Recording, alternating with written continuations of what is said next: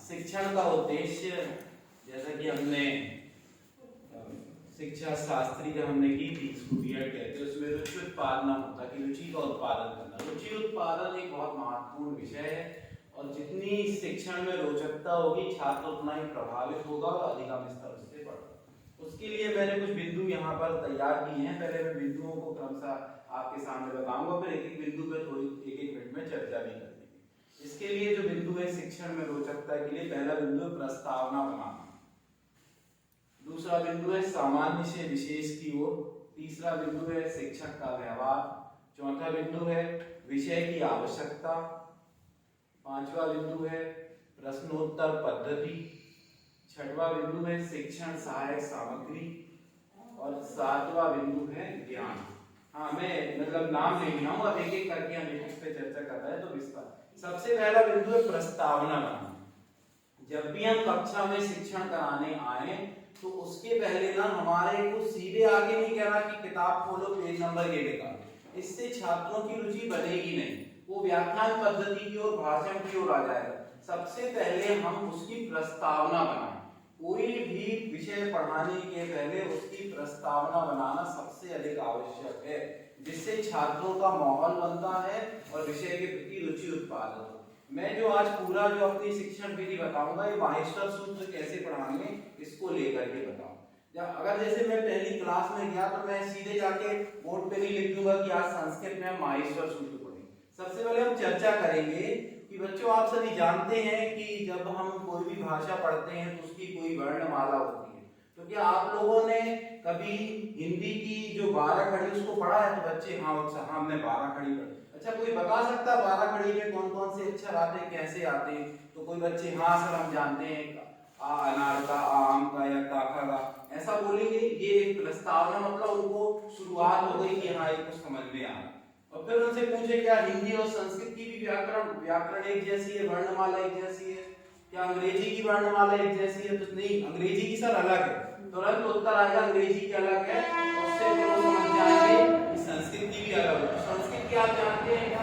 इस तरह से प्रस्तावना बननी चाहिए। कोई भी विषय हो, चाहे कोई पाठ हो, चाहे कोई कविता हो, चाहे कोई श्लोक हो, चाहे कोई व्याकरण हो, हर चीज की प्रस्तावना बननी चाहिए।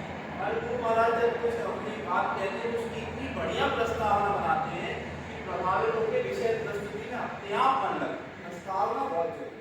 और जो मैडम ने 5 मिनट और 15 मिनट की जो बात की ना, प्रस्तावना ही। अब दूसरा मेरा पॉइंट है सामान्य से विशेष की ओर। ये भी प्रस्तावना से ही रिलेटेड है। शिक्षण का सिद्धांत है स्थूलार्थ सूक्ष्मम प्रति, कठिनार्थ सरलार्थ कठिनम प्रति और सामान्यार्थ विशेषम।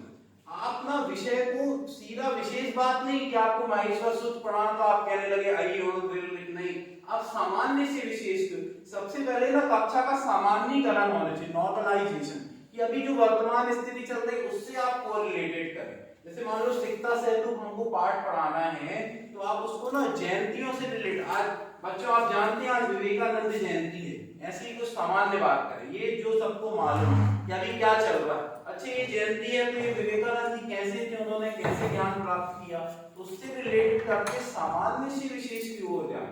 सामान्य से विशेष की ओर जाने के लिए आप कोई कहानी का भी प्रयोग कर सकते हैं। कोई कहानी आपने 1-2 लाइन की सुनाई या 1 मिनट की भी कहानी हो तो कोई परेशानी नहीं, उस कहानी से आप उसकी ओर आए तो ये सामान्य से विशेष। अथवा उसको पूर्व ज्ञान से जोड़े। पूर्व ज्ञान से अगर जुड़ करके यह ज्ञान आता है, पूर्व ज्ञान हमेशा सामान्य होगा, पूर्व ज्ञान विशेष नहीं होगा। तो उस पूर्व ज्ञान की सामान्यता से विशेषता की ओर आप आएंगे तो बच्चों को बहुत अच्छा लगेगा, उनकी लिंक बन जाएगी और लिंक बनने में बहुत प्रभावित होंगे। तो इससे ना बच्चों का ध्यान भी आपकी ओर अट्रैक्ट करेगा। इसके लिए आप प्रश्नों का भी प्रयोग कर सकते हैं, है ना। जैसे माहेश्वर सूत्र पढ़ाना है तो इसके लिए आप प्रश्न का ऐसे प्रयोग कर सकते हैं, सरल भी ले सकते, थोड़ा सा कठिन हो सकता है कि ये आप प्रश्न ले, छात्रों आप जानते हैं क्या इस भाषा की सबसे छोटी इकाई क्या होगा? क्या वह शब्द होगा, क्या वह वाक्य होगा, क्या निबंध होगा, क्या वर्ण होगा? तो बच्चे नहीं सर निबंध नहीं हो सकता, वाक्य भी नहीं हो सकते, या तो वर्ण होगा या अक्षर होगा। आप उनसे पूछे क्या वर्ण और अक्षर एक ही होते हैं, क्या शब्द अलग होते हैं? इस तरह से कुछ आप सामान्य से विशेष की ओर चलेंगे तो भी छात्रों की ये रुचि शुरुआत के 15 मिनट में बहुत अच्छी तरह से बनती है। तीसरा मेरा बिंदु है शिक्षक का व्यवहार। ये एक बहुत महत्वपूर्ण बिंदु इसलिए मैं मानता हूँ क्योंकि हम देखते हैं कि कई शिक्षकों की कक्षा में बच्चे बिल्कुल चुपचाप रहते हैं और कई शिक्षकों में थोड़ा बहुत हल्ला होता है, ये सामान्य बात है, ये किसी के लिए नहीं। तो इसमें ना शिक्षक का व्यवहार बहुत महत्वपूर्ण। इसके लिए मैंने दो उदाहरण चुने हैं, मतलब दिमाग से चिंतन करके। एक इसमें उदाहरण है शेरनी का और एक आग का उदाहरण। आप बड़े ध्यान से सुनिए। शेरनी जो होती है ना, वह शेरनी जब अपने बच्चे को दांत में दबा करके ले जाती है तो उस समय वो इतनी मतलब जोर से पकड़ी रहती कि गिरे ना, और इतनी ढिलाई लगती कि उसको चोट भी ना लगे। ये कितना महत्वपूर्ण विषय है कि शिक्षक इतना अनुशासन बना के रखे कि छात्र उनसे डरे, है ना, और इतनी ढिलाई रखे कि प्रश्न पूछने की हिम्मत भी हो जाए। ये बहुत महत्वपूर्ण। जैसे आग है, आग ना, आग से आदमी जलता भी और आग से तापते भी है। तो आग से शिक्षक की ऐसी व्यक्तित्व होना चाहिए कि उसके ना मतलब अनुशासन से साथ इतना ना डर जाए कि पूछने के लिए जलने लगे, बल्कि ना उसका ऐसा व्यवहार होना चाहिए कि वो तापे। मतलब ये सामंजस्य बनाना ना बहुत महत्वपूर्ण भूमिका है। इसके लिए कुछ छोटे छोटे ट्रिक्स का प्रयोग कर सकते हैं। इसके लिए ना हमको एक तो कक्षा में ना मतलब अगर एक स्थान पर खड़े भी है ना तो वो अपना वक्तव्य बहुत अच्छा होना चाहिए, अथवा आप कुछ कार्य करने दे रहे हैं तो आप पूरे में घूमते रहे। मतलब 10-20 चक्कर अगर आपकी क्लास में लगते रहेंगे ना तो छात्रों में एक मतलब सारथी सर देखते रहे, उनकी कॉपियों को देखते रहे। एक कुछ प्रशंसात्मक वाक्य भी हमारे बीच में आते। एक मुझे बड़ा दर्द है कि कई बार ना शिक्षक मतलब बड़ा अजिम्मेदार वक्तव्य दे कि तुम मूर्ख हो, तुमसे कुछ नहीं बनना। ये वक्तव्य देने का कार्य मैं समझता हूं कि पर्यवेक्षक का, परीक्षक का है। हम परीक्षक नहीं हैं, हम शिक्षक हैं। तो परीक्षक का कार्य उस समय ना करें। मतलब आपने कितनी उसके साथ मेहनत की उसके उस विषय को सुधारने की, अथवा आपने तुरंत ही मूल्यांकन कर दिया, तुम तो नहीं कर सकते, तुम्हारी अवस्था नहीं। उसको प्रशंसात्मक नहीं, बेटा एक बार नहीं बनता, दो बार, और करत करत अभ्यास से जन्मति सुजान, ये व्यक्तित्व में हमारे अगर झलकता रहेगा ना तो छात्रों को उत्साह। एक और भी, छात्रों के ना नाम याद होना चाहिए। कई बार ना और उसका छात्र का नाम याद होता है ना तो बोल दिया सानिया या नेहा या जो भी नाम है ना, उससे बहुत प्रभावित होते। मुझे लगा मतलब हाँ ये नाम तो बिल्कुल रटा हुआ अपने आप को वीआईपी समझ लेती मेरे को। हाँ 157 अगर छात्र है ना तो 157 की आपको नाम याद होने चाहिए, चाहे वो एक बार आता हो, क्योंकि ना इससे ना छात्रों का अटेंशन होता है ना। मैंने बोला शर्मा मैडम तो अटेंशन हो जाएगा, बाकी लोगों का कि सर मेरा भी नाम है। लगभग हमको 2-4 दिन में नाम याद हो जाते हैं। तो इससे ना बहुत प्रभाव पड़ेगा। ये अनुशासन और निर्भयता का ये ना शिक्षक का व्यवहार के लिए बहुत महत्वपूर्ण है। इतना तेज भी नहीं हो जाए कि बिल्कुल छात्र डरे रहे, कि बिल्कुल पूछने की हिम्मत ना हो, और इतना भी मतलब हंसी मजाक न कर रहे, इतने फ्रैंक हो जाए कि इज्जत ही खत्म हो। ये दोनों ये सामंजस्य अगर बना रहेगा ना तो शिक्षक की बहुत इज्जत छात्र करते हैं और पिन ड्रॉप साइलेंट भी क्लास रहती है। लेकिन इतना भी तेज नहीं हो जाए कि पूछने की हिम्मत, आप उसको पूछने के लिए जरूर प्रेरित करें, व्यवहार के लिए कुछ मेरे बिंदु। अब तीसरा है विषय की आवश्यकता। ये भी एक महत्वपूर्ण बिंदु। आप कोई भी विषय पढ़ा रहे हैं, अगर छात्र के लिए वो अनुपयोगी लग रहा है, उसने या मन में सोच लिया कि ये संस्कृत पढ़ रहे क्या मतलब की, तो ना वो कभी नहीं कर पाते। उसकी उपयोगिता दो प्रकार से सिद्ध करें। एक तो व्यवहारिक स्तर पर उपयोगिता उसकी सिद्ध करें, और दूसरी आप उसकी उपयोगिता परीक्षा के स्तर पर। देखो सबसे पहले व्यवहारिक स्तर पर उसको उसकी उपयोगिता बतानी पड़ेगी। जैसे माहेश्वर सूत्र है, माहेश्वर सूत्र अगर हम पढ़ा रहे हैं तो उसकी ना हमको व्यवहारिक स्तर पर बहुत ज्यादा उसका महत्व बताना पड़ेगा। कि माहेश्वर सूत्र आप याद कर लोगे तो आपको संस्कृत में देखो रामायण है, महाभारत है, भागवत होती है, उसमें कितनी संस्कृत पढ़ी जाती है। आपको कुछ भी समझ संस्कृत आप जानोगे तो कहीं पर भी कोई धार्मिक आयोजन होगा वो आपको समझ में आएगा। आरतियां होती रहती, कितने पाठ होते रहते, इतना सारा विस्तृत विषय है। इस पर इतना विस्तृत जो विषय है ना उस पर आपको बहुत मन लगेगा कि हाँ हमको ये बात समझ में आ रही। तो ना उसका जो व्यवहारिक स्तर वाला है ना वो आप हर विषय में, गणित में है तो गणित में भी आप बता सकते हैं कि देखो ये आप सीख जाओगे तो इसका व्यवहारिक या संसार में इसका क्या प्रयोग है, ये व्यवहारिक स्तर। और दूसरा ना तुरंत ही विषय को पढ़ाते समय ही आप कहो बेटा आज आप माहेश्वर सूत्र पढ़ रहे, तुरंत देखो ब्लूप्रिंट में 2 नंबर का एक प्रश्न है, मतलब उसको महत्व लगेगा, नहीं तो उसको महत्व नहीं लगेगा। और उसको महत्व नहीं लगेगा ना, अनयूजफुल बात को ज्यादा देर नहीं सुनेगा। छात्रों के लिए ना अपना विषय और जो तुरंत पढ़ा रहे तात्कालिक विषय, उसका महत्व आपको बार बार प्रदर्शित करना पड़ेगा। अगर महत्व नहीं पता होगा तो वह उसको पीछे हट जाए, है ना। रुचि उत्पादन करने के लिए महत्व प्रतिपादित करेंगे तो बहुत अच्छी उसमें रोचकता है। एक और इसमें है प्रश्नोत्तर पद्धति। हम पढ़ते थे तो हम मतलब एक विशेषता होती थी कि जो शिक्षक ज्यादा पूछते थे ना, उनकी क्लास में ज्यादा कंसंट्रेशन। आप पढ़ाएं 10% और पूछें 80%, आपका विषय अपने आप क्लियर होता जाए। प्रश्नोत्तर पद्धति बहुत जरूरी। आप 2-3 लाइन पढ़ाएं और बीच में पूछने लगे, पूछने से ना मतलब अटेंशन होता है छात्रों को। प्रश्नोत्तर पद्धति के माध्यम से छात्रों की बहुत रुचि उत्पादित होती है।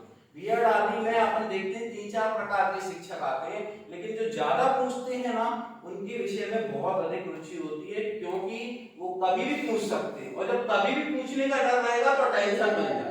प्रश्नोत्तर जो वो इंटरेक्शन होना चाहिए, मतलब आई टू आई कॉन्टैक्ट होना चाहिए। बिल्कुल। किस बच्चे से मतलब सामूहिक उत्तर नहीं, सामूहिक उत्तर नहीं। जो कमजोर बच्चा वो छुप जाता है, तो इंडिविजुअल क्वेश्चन होना चाहिए। बिल्कुल इंडिविजुअल होना चाहिए। और बीच बीच में पढ़ाते 2-5 मिनट के बाद ये प्रश्नोत्तर पद्धति चलती रहेगी। ऐसा नहीं कि अब अपन ने 20 मिनट पढ़ा दिया, आप बीच बीच में भी एक बार आपने 2-4 लाइन पढ़ाई है, जैसे माइस्टर सूत्र पढ़ाया तो पहला प्रत्याहार क्या है एक बार पूछ लीजिए, अथवा उससे पूछ लीजिए बेटा हमने शुरू में बताया था कि वर्णमाला, अगर कोई शोर आए, कोई ढीला ढाला दिख रहा तो उससे आप जरूर पूछिए, है ना।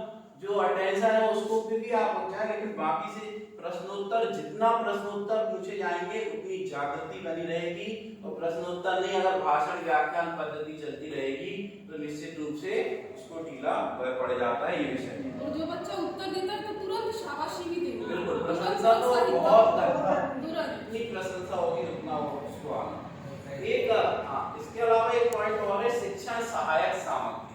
शिक्षण सहायक सामग्री के नाम से ना ज्यादातर अब देखते लोग भयभीत हो जाते हैं कि शिक्षण सामग्री का पोस्टर बना करके लाओ, है ना, कुछ वीडियो बना करके लाओ या ओएचपी प्रेजेंटेशन करो। हम इसमें एक नया विषय लें कि ब्लैक बोर्ड जितनी शिक्षण सहायक सामग्री कोई नहीं। ब्लैक बोर्ड बहुत बड़ी शिक्षण सहायक सामग्री, आप उसका प्रयोग तो करिए एक बार अच्छे से, है ना। आपको संस्कृत भी माहेश्वर सूत्र भी पढ़ाना है ना, उसके लिए भी आप शिक्षण सहायक सामग्री के रूप में ब्लैक बोर्ड का, इस पे आप चित्र बना सकते हैं, इस पे आप चार्ट बना सकते हैं, इस पे परिभाषाएं लिख सकते हैं। ब्लैक बोर्ड का प्रयोग शिक्षण सहायक सामग्री के रूप में सबसे ज्यादा किया जा सकता। नहीं तो देखते साल भर में 1-2 बार ही अगर ऐसा मौका अपन को पड़ता हो, कभी अपन पोस्टर बना के लाए और उसके माध्यम से पढ़ाएं, ये बहुत कम मौका पड़ता है। ब्लैक बोर्ड का प्रयोग करें। और वैसे तो शिक्षण सहायक सामग्री के रूप में हम लेना चाहते हैं कि कम से कम महीने में 2 तो कुछ ना कुछ प्रेजेंटेशन हम अपने साथ लेकर, है ना। उसको डायरेक्ट भी आप ले सकते हैं, उसका कोई चार्ट ले सकते हैं, है ना, अथवा बच्चों से बना सकते हैं, उसको लगवा सकते हैं, उसके माध्यम से शिक्षण सहायक सामग्री में वर्तमान में जो कोरोना काल में ना टेक्नोलॉजी का बहुत उपयोग हुआ है ना। मतलब ये टेक्नोलॉजी वाले में ऑफलाइन और ऑनलाइन दोनों क्लास चलती थी, ये भी एक शिक्षण सहायक सामग्री का ऑनलाइन भी प्रयोग कर सकते हैं, उसमें गूगल फॉर्म आदि के माध्यम से भी बहुत प्रयोग कर सकते हैं। और अंतिम एक बिंदु है हमारे पास ज्ञान, शिक्षक की ज्ञान की परिपक्वता। ये बड़ा महत्वपूर्ण विषय है। देखो 2 चीजें हैं, एक तो ये हो सकता है कि आपको पूरा मतलब कंठस्थ है, जैसे मान लीजिए हम संस्कृत पढ़ा रहे हैं, हमको कंठस्थ है ना। दूसरी ये स्थिति होती है कि हमको याद नहीं है, बीच में अटकने की जरूरत। अगर आपको पूरा कंठस्थ है, उस स्थिति में भी आपको एक बार विषय देखना है कि हम क्या आज पढ़ाने जा रहे हैं, इसमें क्या एक नया विषय दे, कौन सा नया प्रश्न पूछ सकते हैं। मैं इस बात का 100% फेवर करता हूं कि कक्षा 20-24 मिनट की नहीं, 24 घंटे, क्योंकि वो चिंतन 24 घंटे चलता है। हम लगातार जो कक्षा लेते हैं तो केवल शनिवार रविवार, लेकिन उसके विषय में चिंतन ना हमारा 5 दिन चलता रहता है। मतलब वो 2 दिन की क्लास नहीं, वो 7 दिन की क्लास। ऐसी हमारी 45 मिनट का पीरियड नहीं है, ये 24 घंटे का, क्योंकि उसका चिंतन हमारा चलता है। चिंतन उसमें कोई भी विषय कितनी भी बार पढ़ाया हो, उसमें नए नए प्रश्न आपको आ सकते हैं, है ना। माहेश्वर सूत्र पे आप इस तरह से भी चल सकते हो, अथवा और नए तरीके। बच्चों क्या आप इस चीज पर जानना चाहते हो कि कोई ऐसा सूत्र हो सकता है कि जहां सारे स्वर आ जाए, व्यंजन आ जाए, संयुक्त सूत्र आ जाए? अगर ऐसा पूरा आप चिंतन करते रहोगे ना, तो उनका नए नए प्रश्न आप बना सकते हैं, हजारों प्रश्न उसमें। तो या तो आप उसको पहले अच्छे से जानते हैं तो पढ़ गया, और नहीं जानते तो फिर आपको अच्छे से उसकी तैयारी करनी पड़ेगी। व्याकरण एक ऐसा विषय है कि पढ़ाना 1 घंटा पड़ता है, पढ़ना 4 घंटे, क्योंकि कब क्या पता कौन सा प्रश्न छात्र पूछने लगे, उससे क्या हमको उत्तर देना है। ये अच्छी परिपक्वता अगर होती है ना तो छात्रों की बहुत अच्छी अटेंशन है। और अगर कोई प्रश्न में आप गलती कर गए या कुछ उससे मिस्टेक हो गई तो वो थोड़ी सी कमी दिखाई देती है, इससे छात्रों की रुचि थोड़ी कम होगी। शिक्षक एक आदर्श व्यक्तित्व के रूप में अगर कक्षा में उपस्थित होगा तो बहुत अच्छा उसका प्रेजेंटेशन होगा और इससे रोचकता बनी रहेगी। और यही मैं मतलब इतने विषय मुझे लगे, इतने पॉइंट, और आप लोग भी सभी जानते हैं, इससे और कुछ पॉइंट भी आप दे सकते हैं। तो इसी के साथ बस मैं यही बात कहना चाहता हूँ।